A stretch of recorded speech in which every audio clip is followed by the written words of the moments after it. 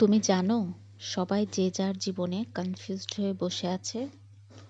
কেউ জানে না আগামীতে তাকে কি করতে হবে।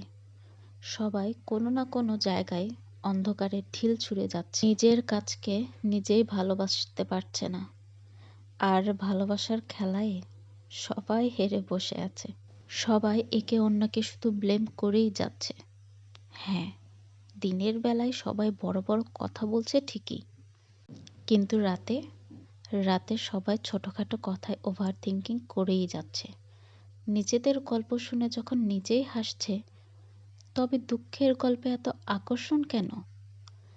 নিজেদের চাকরির যখন নিজেরই ভালোবাসতে পারছে না, তাহলে নিজের চাকরির পিছনে এত বড় বড় লাইন কেন?